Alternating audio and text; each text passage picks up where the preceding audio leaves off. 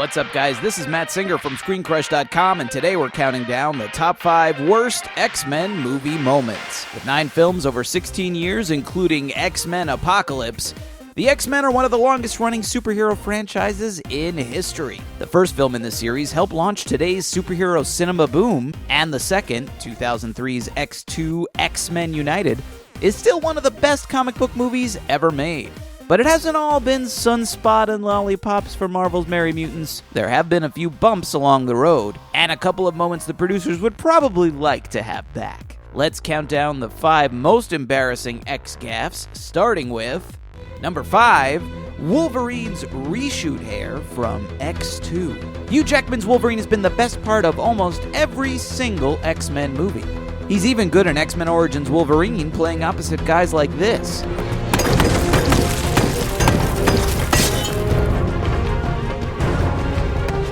Whee! This one's not on him. No, it's on his hairstylist. Now, to be fair, comic book Wolverine has pretty goofy hair, and it's hard to translate that hair to live action without making it look, well, goofy. For the most part, though, the X-Men franchise has done a pretty good job of approximating the Wolverine hairdo. And even in most of X2, it looks totally fine. But then in the space of one scene, Hugh Jackman's hair goes from this to this. Ah! What happened? This is the span of literally 12 seconds of screen time. How much time passed between those 2 shots? Was he wandering around Alkali Lake for 2 months? Then Hugh Jackman goes through the other side of the door and his hair is back to normal again. What was even the point of reshooting that tiny little bit? I guess so he can see the plaque that says Alkali Lake? Look, even the wolf is freaked out by that thing on Hugh Jackman's head. He's like, I'm getting the hell out of here. He's Wolverine, the best there is at what he does. And what he does is wear extremely obvious fake-looking wigs. On to number 4, Oscar Isaac as Apocalypse in X-Men Apocalypse. Now, I know this one is just coming to theater, so you'll have to take my word for it. You hear that X-Men Apocalypse has Oscar Isaac in the role of the big villain, and you get excited. I certainly did. This is the guy who absolutely crushed it as Poe Dameron in Star Wars The Force Awakens. He was great in Inside Llewyn Davis and Ex Machina. There aren't many more exciting young actors on the planet than Oscar Isaac. And then you see the movie, and he looks like this. Everything they've built will fall! And from the ashes of their world, we'll build a better one! Well, all the goodwill they built in Days of Future Past is certain to fall, and I'm not really sure they built anything better from the ashes here. Look, I get it. When you cast one of the most handsome and charismatic actors on the planet, what you want to do is cover him up in 60 pounds of prosthetic makeup and latex armor so he's totally unrecognizable. And sure, this does look basically like the Apocalypse of the comics, but sometimes there needs to be larger considerations than accuracy. Like giving an awesome actor like Oscar Isaac a role and a costume worthy of his talents.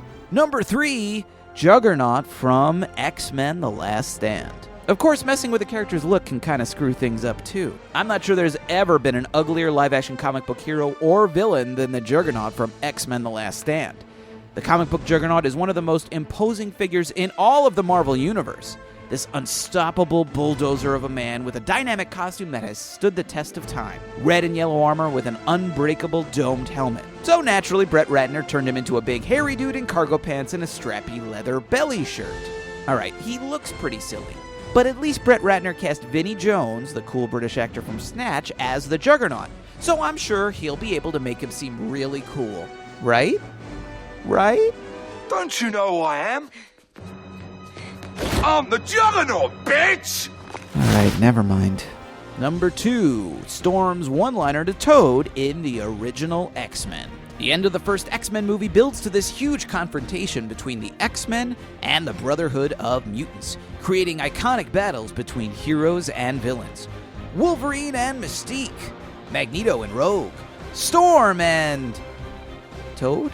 He's got a long tongue and does parkour stuff. Cool. As Storm gets the upper hand, because she's Storm and she's fighting a guy whose power is he can lick you from across a room, she defeats him with one of the all-time terrible one-liners. Do you know what happens to a toad when it's struck by lightning?